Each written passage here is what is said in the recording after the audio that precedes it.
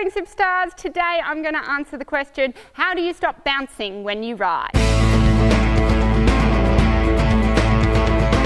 Okay, how do you stop bouncing? You will notice I have taken my stirrups away. Why?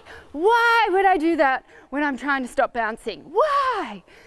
Because sometimes the only way to cure something is to delve really deep into it. So I always bounced when I was learning to ride, couldn't sit trot to save my life, never did sitting trot until I somehow got to novice. And they went, guess what, in your dressage test you are not allowed to ride trot, you have to sit. And I went, oh gosh, this is a problem. And so I sat in my dressage test and I bounced in my dressage test and I got bad marks in my dressage test. And that happened quite a bit. And then eventually I got better. But I got better by sitting trot, by doing it. Now, a really cool exercise is sitting trot with no stirrups.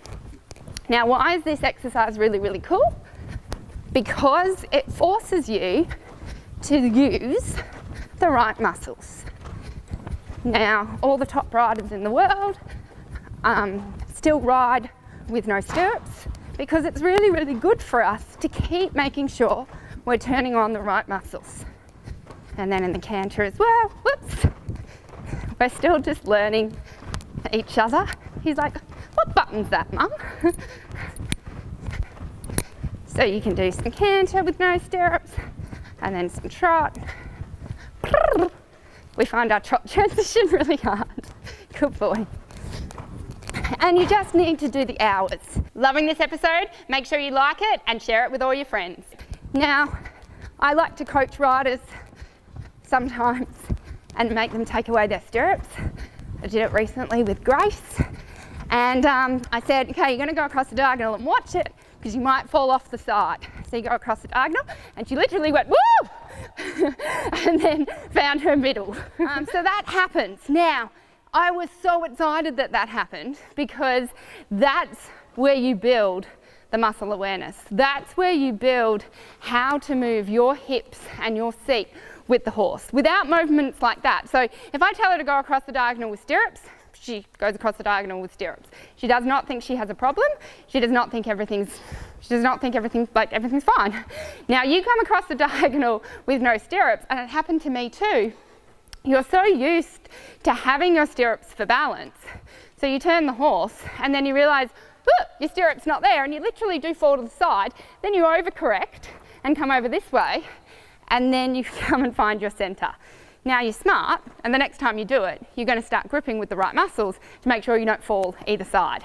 And they're the muscles that always have to be on. They're the muscles that keep you in the saddle. And we're talking about these upper groin muscles here. So these muscles just up here are what suck you in and keep you into the saddle. You'll notice, let me just try it again. My knees are loose. I'm not gripping. The minute I grip with my knees, where do I go? Sorry, Wessel.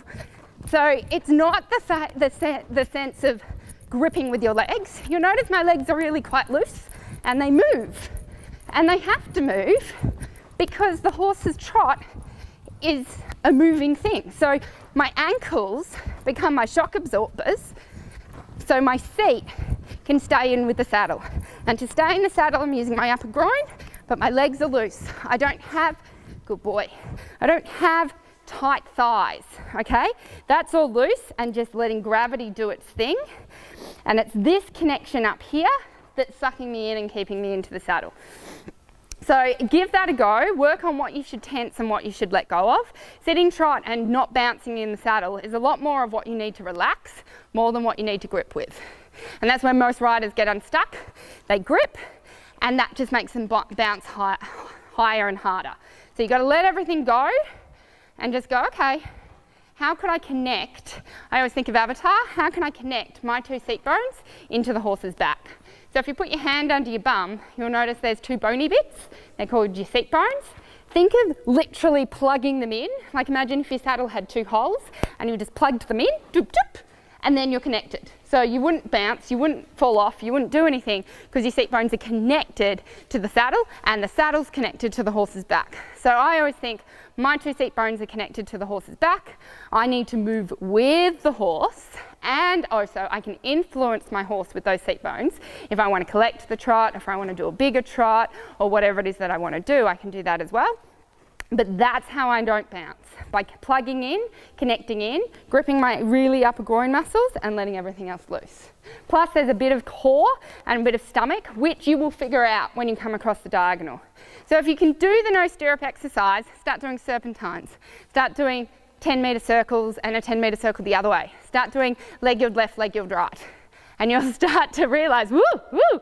And whenever you're doing woo, woo, figure out what you use. It's a bit of oblique, a bit of stomach, so you don't veer left and right, and that'll really help you stop bouncing. Enjoy.